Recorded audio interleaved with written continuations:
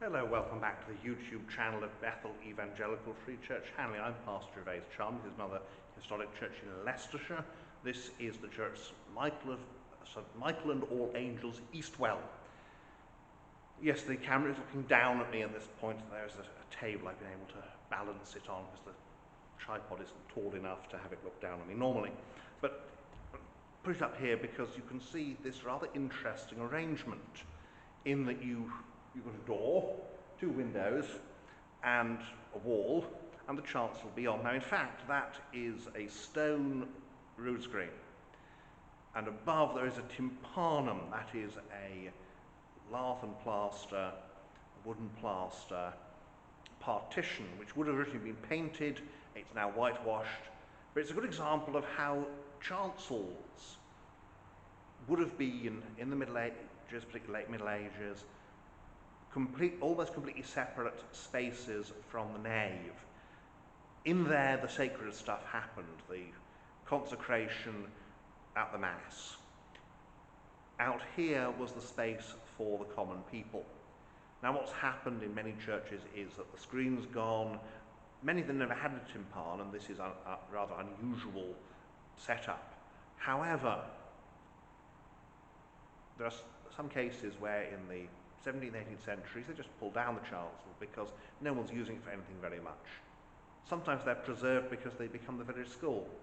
And it's only in the Victorian era that you get ritualism and the chancel being opened up and used in ways that reflect its medieval use. So, Eastwell, we'll have a look around and we go through and see what's through that little door there. I mean, in detail, obviously the chancel's there, as I just said, but let's have a look around.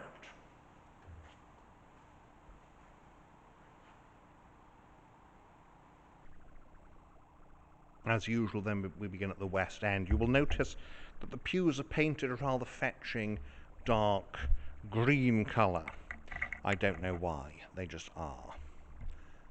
You will notice the communion table brought forward into the nave. That would have been the arrangement pre-Victorian era, that would have been kept in the chancel but brought into the nave for communion, which would have been, well, at least 4 times a year. It's supposed to be, it's often actually less. The north aisle is the older one. You can see the round columns, whereas here you have these clustered columns that are about 100 years later. The lectern is rather elaborate, the sort that you would actually need a box to stand on because, yeah, I'm 6 foot tall and my chin just comes up to the bookrest. There are 2 organs here. Both are the work of the same company. One is in better condition than the other. Both of them, I suspect, have come from redundant churches. But here's the font. This is a nice plain octagonal medieval one. Now, this is the smaller of the 2 organs. It appears to be missing some pieces. It's evidently not playable at the moment, but it is a product of the Positive Organ Company of London. This is one of their more popular models. They produce small organs for small churches mostly. And you can see we've got the bigger pipes for these big wooden ones on the front, and there's only one on this side, but there should be the full, certainly another one, and it's missing. It's probably around here somewhere. I suspect this has all been taken out of a redundant church. The organ they actually use is also a product of the Positive Organ Company. It's one of their larger instruments, and also comes from a redundant church brought in the 1980s, I believe. You can see this one, you've got a full pipe rack, as it were, in the front.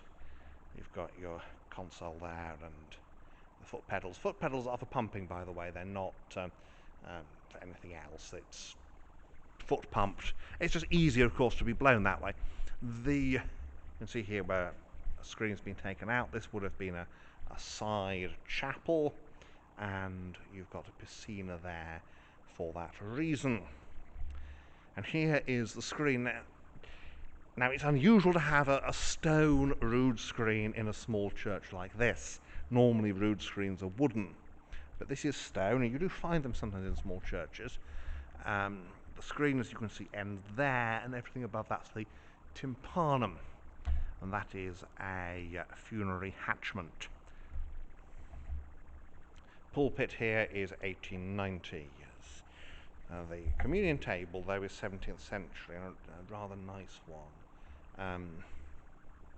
So, through the arch into the chancel. And you can see this is now set out with chairs, so it can be used essentially as a small chapel for smaller services. Victorian altar,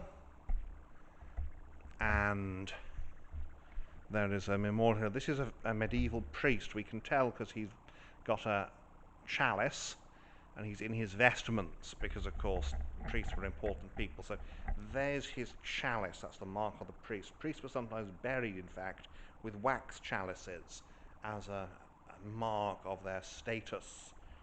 One has been found, one was found in the excavations of Hulton Abbey, Stoke-on-Trent. But you see this gentleman in his vestments. He's a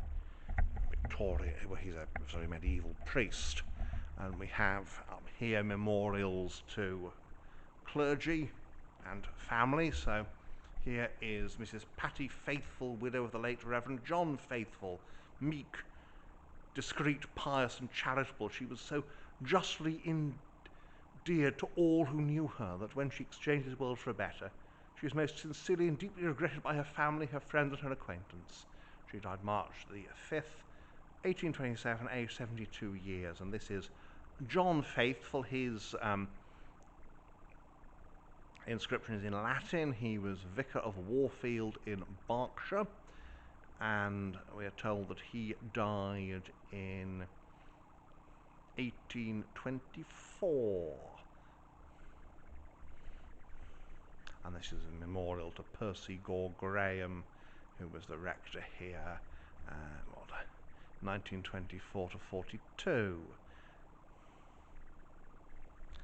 And this is the inside now of the tympanum. This has all been filled in. There is an arch behind there, but you can see that the roof structure is in front of it. And so this is almost an entirely separate space. It functions as a separate chapel rather than as the chancel, which is an interesting state of affairs. But the way that it's closed off by this, you can see there's a fairly substantial wall, by this wall now, is fairly typical of how rood screens isolated one part of the building from the other. So that's the inside. Let us now go round the outside. And so here we are outside. Again, it's a very simple building. Nave, aisles, chancel, tower. Very typical English parish church, really. So we'll have a look around the outside. As I say, the great feature here is the tympanum, which you saw inside. But it's quite a nice building on the outside as well. So the big windows, of course, are later additions, probably 16th century, restored, maybe Victorian era. There is an old stable block that is now the loos. But here we go round the outside. The porch is on the south side, so the church is entered on the north side, but the porch is on the south, just to confuse people. It's to do with where the village is, but also, of course, the Middle Ages. There was very much a order of things, and you use the porch for things like the first part of the wedding service and other things they use for meetings.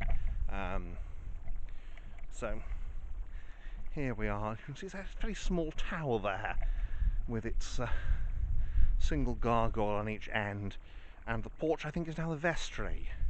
Certainly it looks like it ought now to be the vestry. You can see there's a Georgian type window. So very small, very simple, and very much a building of great character here at Eastwell in Leicestershire. So there we have it.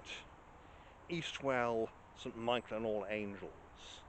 So thank you for watching, and may God bless you and keep you until next time.